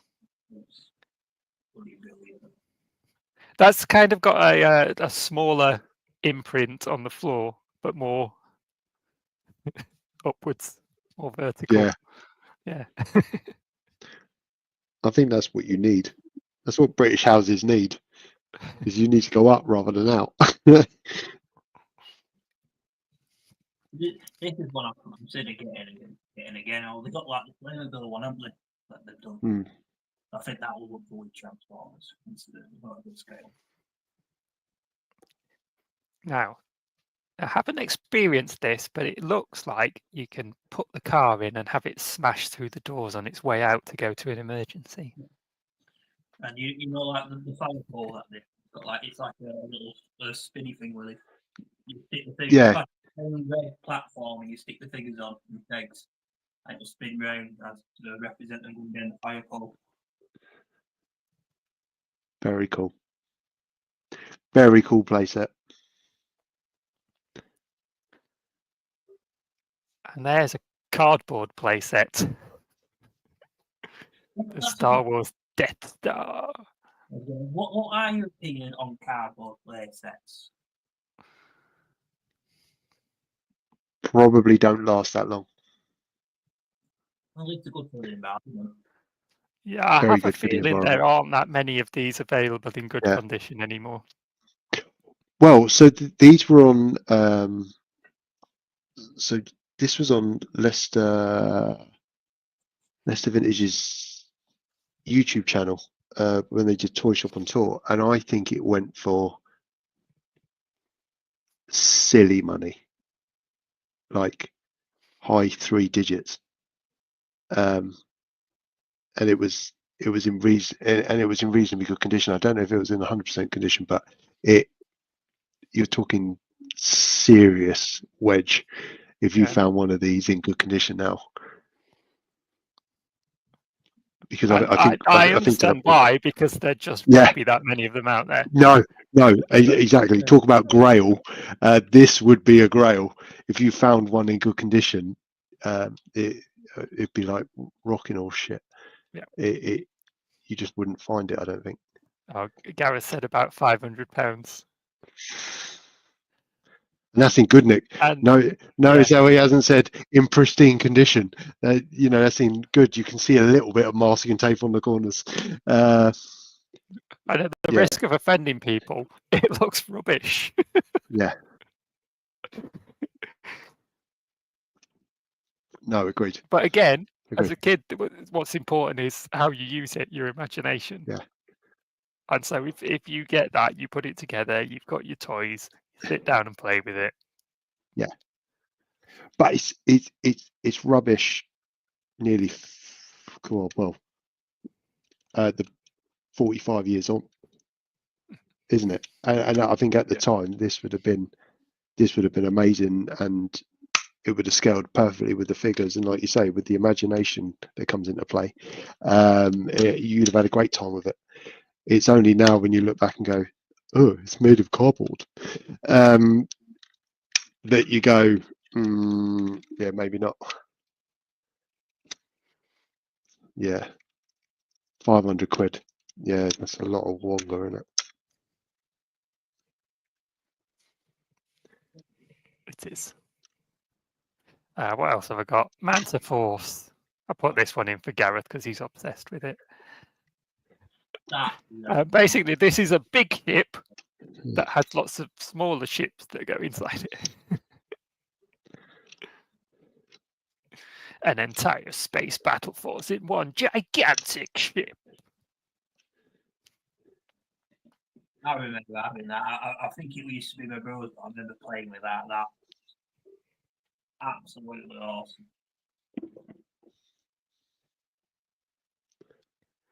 It does Looks look like a magnificent very toy. whooshy. You'd have to grasp it with both hands, wouldn't you? Name of your sex tape. Hey! Like, All the little ships went through like, oh.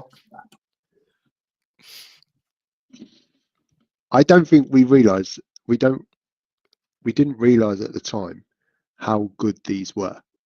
It's only when you look back now in terms of the playability and the design, and the fact that things haven't really moved on that much in 40 years or whatever. I mean, that is an exceptional playset. That does look very, very cool. Yeah.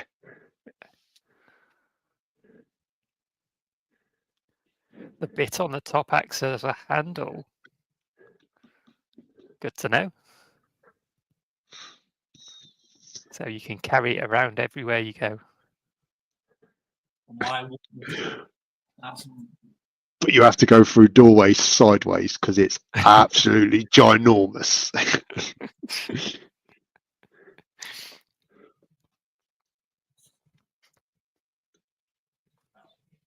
You end up with one arm longer than the other.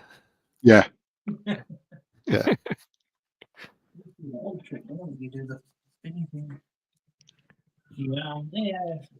Borders, dude. Hey. If you paint it orange, you have the arc. Not far off. I mean, you'd also get strung up in the streets for painting that orange when it's already magnificent. Yeah. But see where you're going with, John. And if you paint Optimus Prime white, you get a man.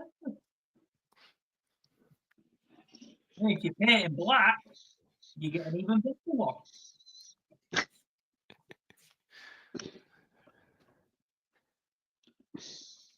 what's that one? Anyone recognise this toy? This was the That's base and the Metroplex. playset that everybody wanted. And I only got one 5 or 6 years ago, but I would have played the granny out of that. Genuinely. What a playset. And of course, it's got a ramp that a car can go down. The ultimate playset feature is a ramp to drive a car down. And a helipad, because everywhere needs a helipad. Helicopters were available in an abundance in the 80s. More helicopters than cars. And it's weaponed up. So you can have it defend itself against your sister's Barbies.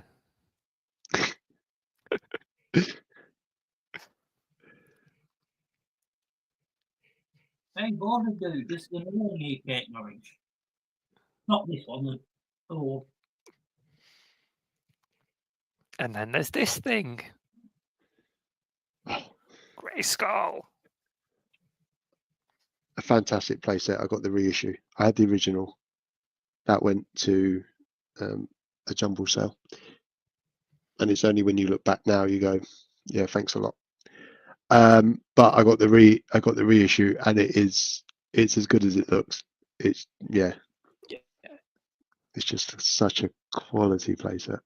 It's very cool. You've just got a nice looking castle, and then you unfold it down the middle. But it takes up so That's much where space. all your play is. Yeah.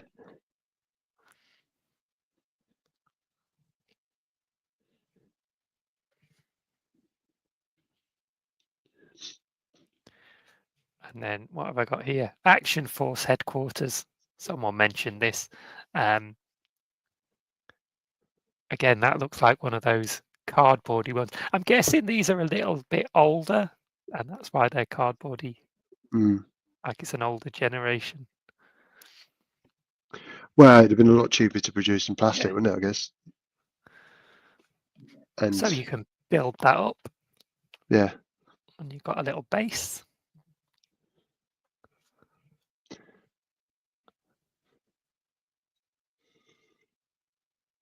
And then Boulder Hill.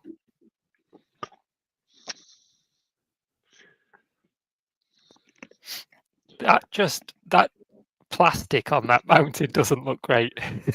No. But it's a hill. Yeah, very Definitely of its time.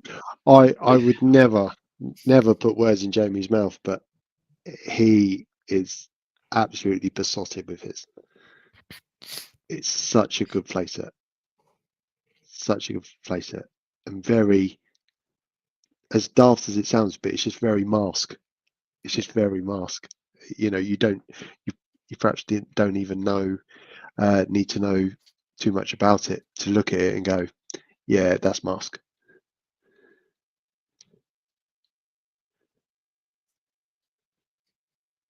Yeah, but yeah, if they do it, yeah. Tracy Island.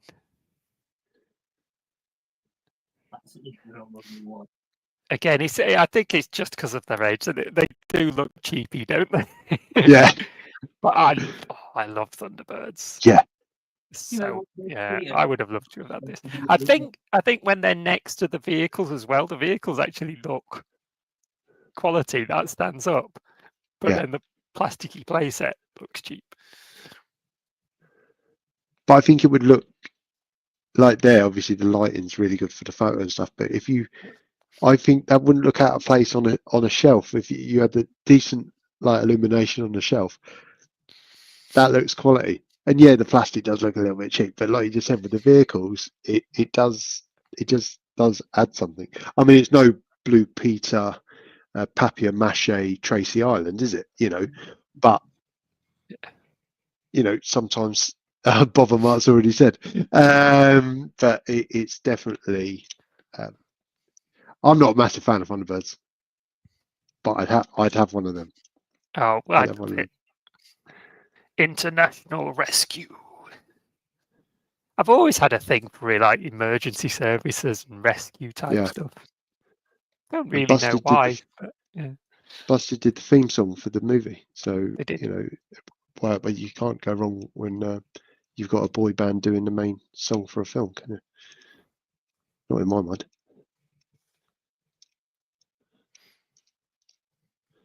Yeah, I didn't have Tracy Island as a kid, but I did have the vehicles, and I loved them, and I loved the show. Indiana Jones: Well of Souls, and I haven't got photos of the others, but there's a range of Indiana Jones sets, and basically they're all based on scenes from the movies, so you can recreate a specific scene, which is quite a nice idea. Very Any much so. Indiana Jones fans in the chat?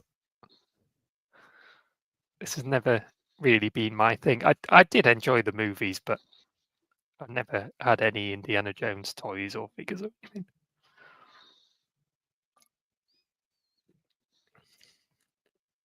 Next, why does it have to be next?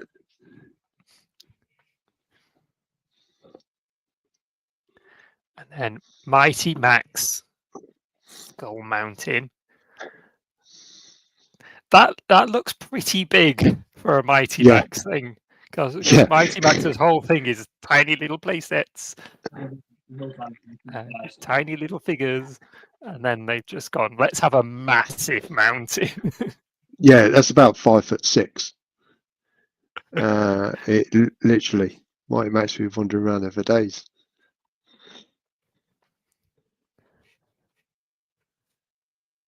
But again, it's just cool. You have a big mountain, you unfold it, you've got all these different platforms and stuff inside it,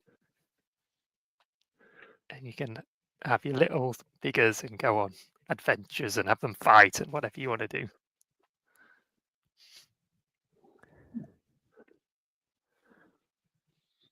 "12 to 15 inches tall," he says. Bear with. How big's the mountain? Take measures out. Absolutely bloody massive. In proportion to the rest of the range. That is, in scale, that's like a whole literal world for Mighty Max. Yeah, that's what it is. Mighty Max World. Yeah. That's almost as big as your cat slayer then. Yeah, great. That would be the next thing. Second, I mate. never had any of the Mighty Max stuff, but I think I would have liked it. I don't know. I don't remember ever coming across it when I was young. But I obviously, think it was a nice fiddle toy.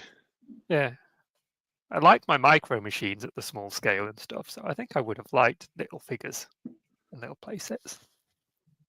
This is a place that I do remember playing with a lot when I had it.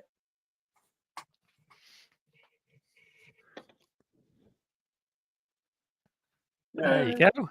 Power Rangers Power Dome. Power Rangers. Did you have one of these, Lee? You ever had a Power Dome? One of these, believe it or not. To be honest, Power Rangers, I'll nail into the Zords. I think they had the figures, the flippy head figures, but I did have the command center. I think actually they did it, to be honest. there was one of these. There was one of these for sale at Sandown Toy Fair when Jamie and I went in February. I think it was like something like 250 or 300. It was but it was in really good condition, and it just looks very cool. But again, if you don't collect Power Rangers, you end up with all these play sets because they're wicked, but you don't collect any of the range. So then you have to start collecting the range, and then you're down the rabbit hole, boys. All right, and then before you know it, you've gone off in another direction. So you need another shelving unit. Okay. It does So look cool, but where the Yellow Ranger is, she's riding what looks like, they have those rocking horses on springs in playgrounds. That's what she's on. That's what it is. It's training. Yeah. Well, I see she both practice with those. There we go. Ah, right. That is the end of my slideshow. There we go. So just had a bit of a trip down memory lane. I am surprised that they never did proper Thundercats playset. Back with the LGN range back in the 80s, because you had the vehicles, you had pretty much a full range of characters, but you never had a proper Cat's Lair. They did a Cat's Lair. They did a Cat's Lair for the miniatures, but the big Cat's Lair that they did wasn't a proper place. I don't know. I mean, obviously, I'm now spoiled because I have the Super 7 one. But I think the Thundercats missed out on one. Playsets are just cool, though, aren't they? I don't think there's not really much else to say. Every line needs a base. Whether the goodies or the baddies, they need a central point, because you can't just keep fighting on the carpet, right?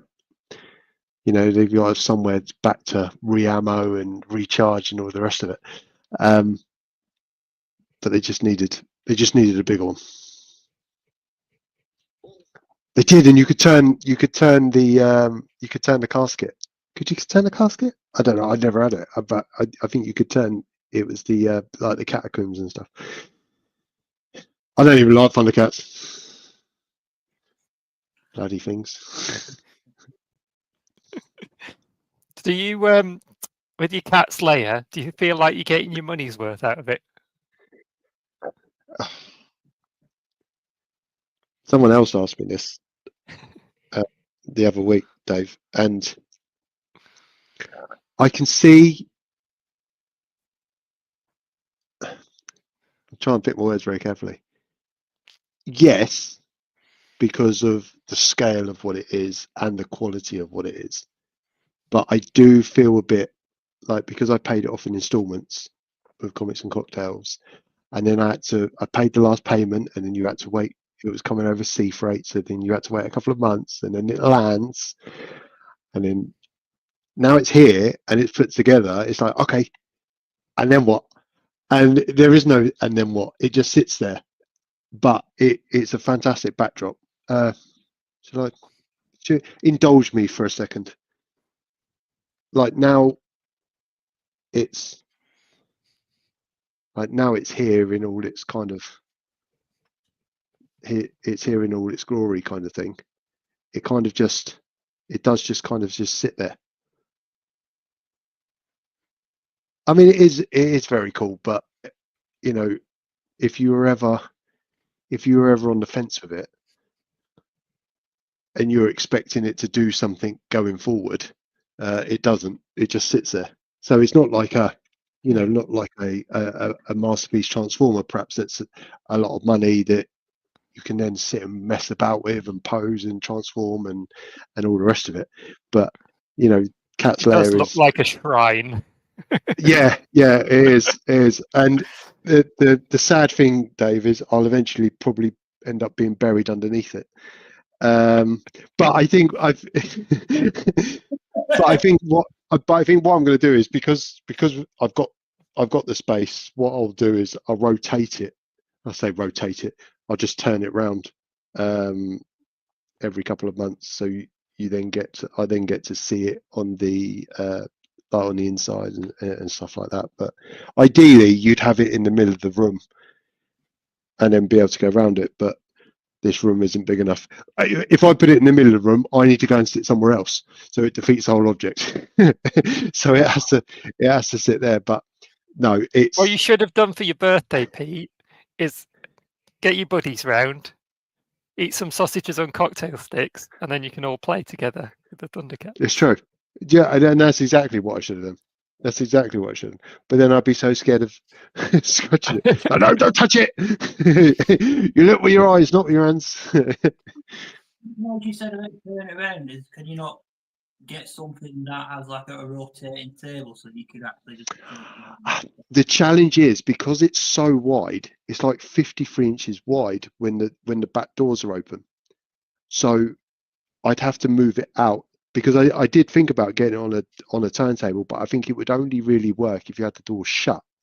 Yeah. And the inside bit, you know, the where the consoles are and the weapons chamber and stuff is so good. I'm going to contradict myself. I'm going to say it's so good. You need to be able to see it, but you can't see it because I've got your face on the wall. So I think that's why I'm going to spin it around. But I'd love it. Yeah. Ideally, you would have it in the middle of the room and you could have it on a turntable. But I need a bigger house. I think that's the issue. Most people buy a big house because it's an investment, or they have a family and they're scaling up. But I need a bigger house because my toys are getting bigger. It's ridiculous. If you did put it in the middle of the room, Pete, you could just do a lap of it and get people to sponsor you for charity.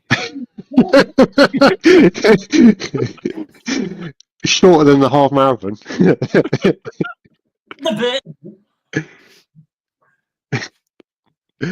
It's a no, but do I regret getting it? No, I don't.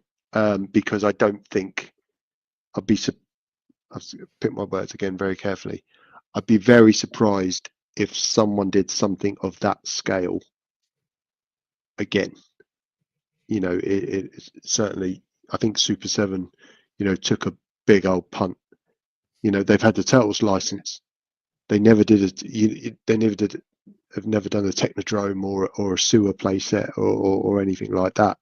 I think it's again, probably a bit like when they've done Unicron. It's like, right, do you know what? We'll throw it out there, and if enough people are interested, we'll do it. And then suddenly all these deposits come flying in, and then they go, oh shit. Oh, they called our bluff. We're going to have to actually do it. Do you think it's because nobody else has really been doing Thundercats? Whereas Turtles, everybody's got to be making Turtles. Maybe, yeah. So they maybe. sort of cornered the market on Thundercats for a while. Well, but then... And they bought out all these figures and then thought, oh, we can do a playset then. Because the Thunder Tank didn't fly.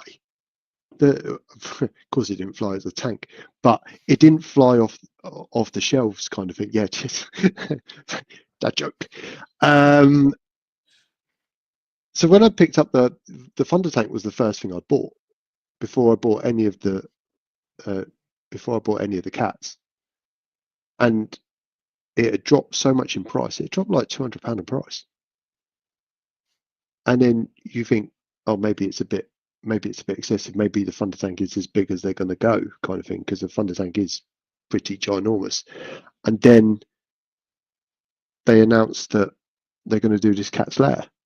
It's like, oh, it won't get funded. Look at the size of it; it's ginormous. Who's dumb enough to buy it? Who's got the space for it? People in a 3-bed terrace in Bracknell.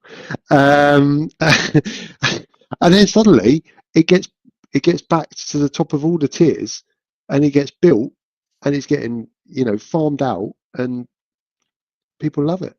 So I don't know. I think some people aren't brave enough, maybe. Yeah. By the time they announced that, though, were you pretty much already balls deep in Thundercats? No. So the first deposit, not the first deposit, the deposit for the Cat's Lair was like the fourth Thundercats purchase I made. I bought the Thunder Tank, and I bought 2 Thundercats, and I was like, "Yeah, I'm all in on the Cat Slayer. I'll just get the. I've got ages. I've got ages to the Cat Slayer. I'll buy the Thundercats as I go along, kind of thing." And now I still haven't finished. I still haven't finished because you go down several lines, don't you? And you never finish any of them. You just have fads within the various channels and stuff. But Super 7 they do an exceptional job. They've done an exceptional job with the other lines they've done, the Turtles and the Thundercats and stuff. The Power Ranger stuff is really good as well. They're a fantastic brand. But you do go, okay, so what happens when they get hold of the Master of the Universe license? So then they bring out Castle Grayskull, and I go, I really prefer that to the Thundercats now. What do I do with the Cat Slayer? You know, but you cross that bridge when you come to it. I'll be 50 by then. That'll be about 30 years from now. Yeah. Yeah, exactly.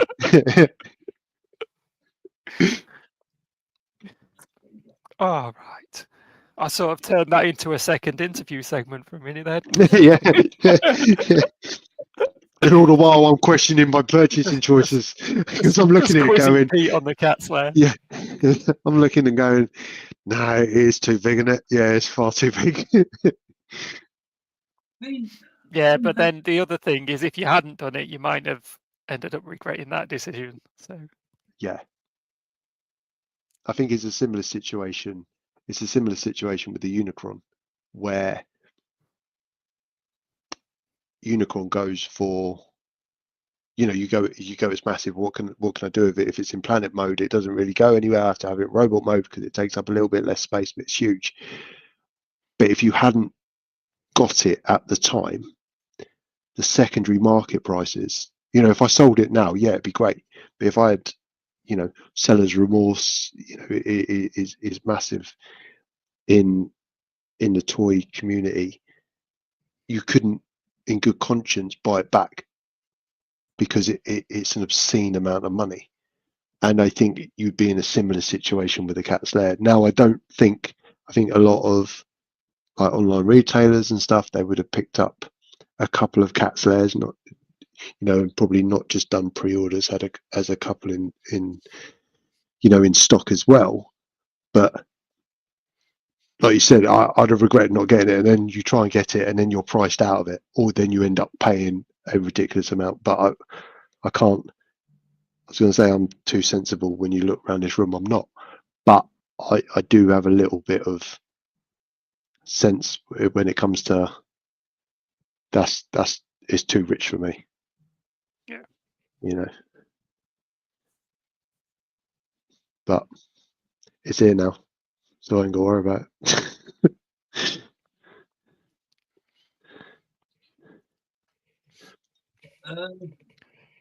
Lee, if they made a 6-foot Megazord, would you buy it?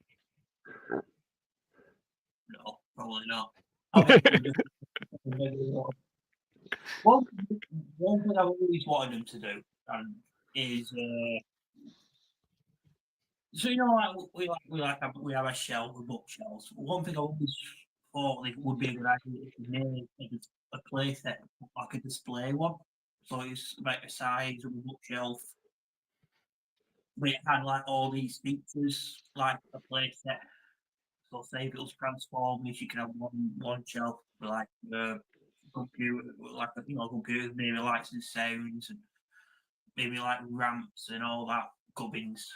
Make it look a bit like maybe like the Ark or the Autobot City. Or say like it's a massive universe, make it look a bit like Castle Grayskull or something like that. Would that be a sort of thing that would interest you, lads? I think you might be onto something, Lee. Yeah, massively. I think there is. I'm not kind of creative or anything, but I love the idea of like an area of your collection is a bit like you just said, Lee, in terms of maybe it's Autobot City. you know, and on the shelf and in the shelves, and everything is incorporated into that. The closest we got was doing some Oh, decoupage of take care, Thundercats mate. comics. But I think you're right. You know, there are some amazing. It's almost like a big scale diorama, isn't it? Yeah. You know, and I think that I think Toy Hacks do a lot of backgrounds and you know, design for like the details, and I'm sure you could use them for other shelving units and stuff. But the idea of a cosmic toy guy, 1,200 quid for a fancy bookcase. I mean, I've just paid, you know, 700 odd pound for a cat's litter box. You know, so money's no object in this household. But I would love that. You walk in and it is a bit like, oh right, it's a turtle section. Oh, look at the turtle section. Oh, it's like Donnie's workshop and a bit of the sewer and stuff like that. And then you go, oh, it's Power Rangers, right? So it, you know, there's a picture of Zordon behind the shelves and stuff, and the shelves are all decorated like, you know, Power Ranger stuff. I think you could do it, but I just think you've got to be that way minded, and I'm not. You know, I'm not. But there are some very creative people out there, and certainly on social media and stuff, that can design this stuff. I can imagine, but it's just a lot of effort. Because then what happens when you want to change it around? Well, that'll be the thing. It will be like a dedicated. But you can sort of do like a what thing called when they where you can slot things in and out. Oh, okay, yeah. It won't be like maybe like a bookshelf. It might have like a have a wire, so where you plug in the electronics and you should slot the thing in there, like it could be Yeah. or something, or maybe not exactly turtle theme, but something that you could probably use the turtle theme, but it will also go with another toy line. Yeah. But you can have like lights and sounds. Like a gimmick I thought would be cool. Like on one gimmick, like a little camera, and maybe like a small monitor, and that camera goes to another monitor, so it looks like they're talking to a screen to another figure on another shelf. Right. Get yourself on Dragon's Den. Yeah, bloody right, mate. You know what I can do with a Raspberry Pi? Literally controlling the lot. That would be amazing. That would be amazing. Like literally a display with a playset. It has features, you know. It has, you can have like maybe a little gun, but it does have firing missiles and stuff like that. And it's just someone that's always been rearing in my mind. Mm. I would love to do day one day. It's a great idea. It's a great idea. It would look amazing.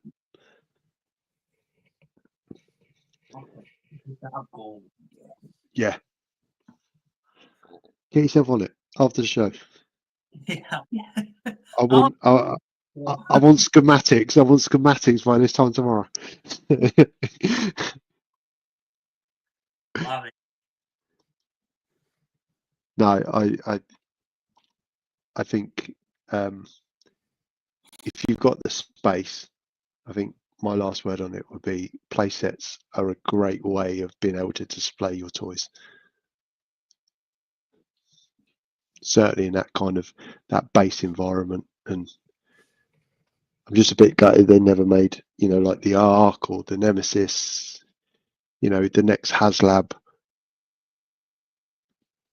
could be an Autobot city of some description, you know, or something like that. And then suddenly you have got because the majority, certainly we've seen with the mainline stuff, where we're moving into mini masterpiece and the price range they're at now, they're not toys.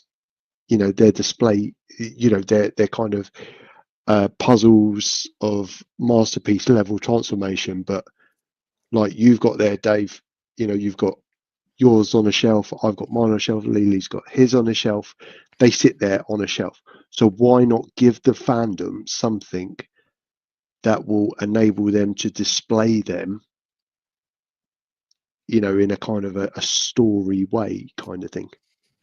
And I think that's something like you know, a HasLab project or something like that. They gave you an Autobot set. You look at the level of engineering that goes into stuff. You're telling me they can't design something like that? You know, a diorama-esque display piece. I don't know. Maybe I'm just sliding diorama. Yeah. Yeah, Cool. verbalizing my wish list. I'd like a play set of Lee's house. And it comes with a little Lee figure. And for the accessories, he's got like 50 sets of headphones. None of them work. And he's got a button on him, and when you press it, he drops F-bombs. Yeah.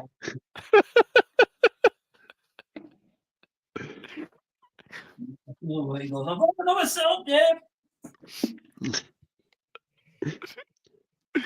Oh dear. Right, it is 20 past 10, and I think we have just about exhausted that discussion topic. I've just started talking utter nonsense. At least I have. So shall we call it a day?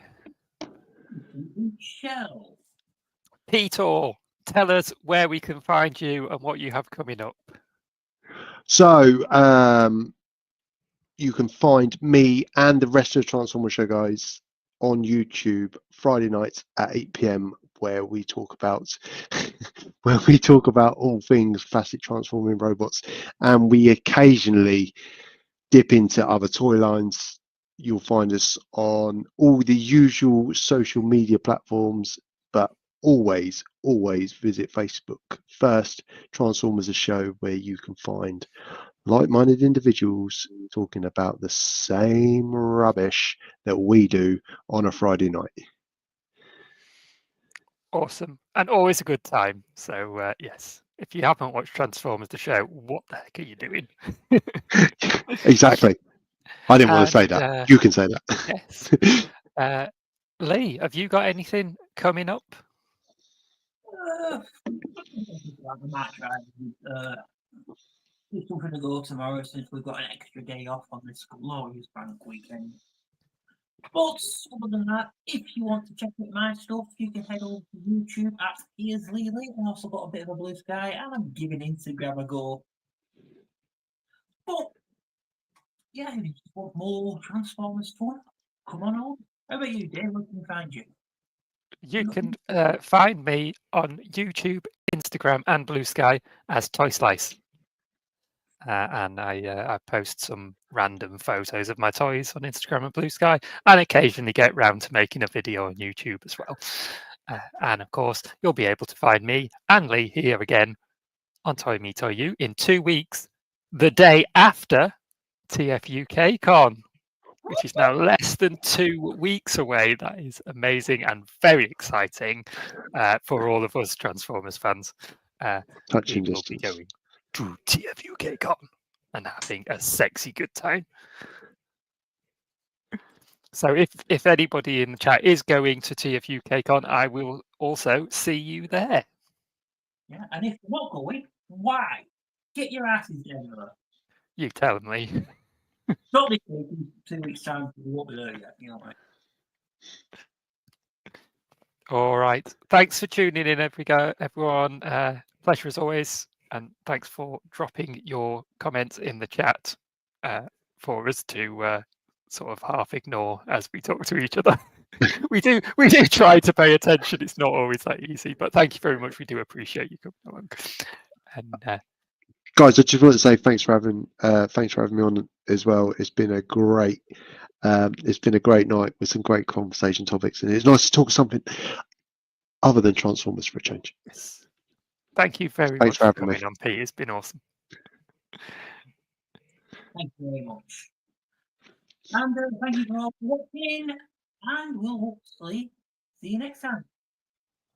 See you later. Bye.